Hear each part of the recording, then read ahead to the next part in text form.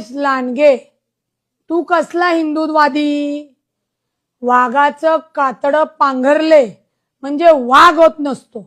खरा वाघ आमचे अजित दादा आहेत. ते तुला तुझ्यासारख्या लबाड लांडग्याला कच्चा खाऊन टाकतील. चिंचवडच्या देवस्थानामध्ये मंदार महाराजांना गण लावून भोसरीच्या घराची एनओसी कोणी घेतली? आठवतंय ना? लोकांना आठवतंय. भंगार चोरणारे तुम्ही कंपनीच्या मशिनरी आणि भंगार चोरल्या तेव्हा औरंगाबादवरनं पोलिसांनी मध्यरात्री उचललं होतं, मुटकुळं करून घेऊन गेले होते. तेव्हा जे अजितदादा आहेत त्यांच्याच पांघरुणाखाली होते. विसरले का तुम्ही? सातत्याने उचलली जीभ लावली टाळ्यासारख्या बोलताय. कोणत्या महिलांच्या बांगड्यांचा आमचा अपमान करतायत की आम्ही बांगड्या घातल्या नाहीत? बांगड्या आमच्या स्वाभिमानाचं प्रतीक आहे. त्याच्यामुळे आम्ही ज्या अजितदादांच्या बहिणी आहोत त्या बहिणी तुला ठोकून काढू, हे लक्षात ठेवायचं.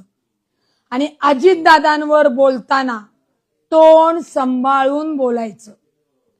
तुझा वस्ताद तुझा बाप नक्की असेल, परंतु राजकारणाचा लंगोट अजितदादांनी तुला घालायला शिकवला.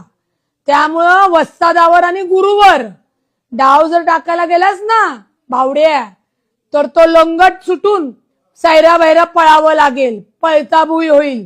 त्याच्यामुळे अजितदादांवर बोलताना, टीका करताना आपल्या खालचा अंधार बघून बोललं पाहिजे, याचं भान ठेवलं पाहिजे. 70 लाखाचं काम 7 कोटी दाखवून जे महानगरपालिकेचे सगळे पैसे लुबाडले आणि म्हणून भाजपच्या पांघरुणाखाली हे सगळं झाकलं जाते. म्हणून आज गुरुवर डाव टाकण्याचा प्रयत्न सुद्धा करू नये, हे लक्षात ठेवायचं महेश लांडगे. नाहीतर आम्ही सुद्धा घरात घुसून ठोकून बोलू. म्हशीच्या धारा काढत होता, म्हशीच्या धारा.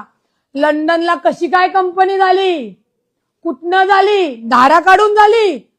सगळं निघेल, सगळं.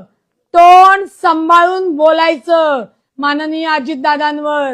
नाहीतर याद राखायचं, याच बांगड्या घालणाऱ्या महिला अशी काय चपराक देतील की नुसती पळता भुई होईल.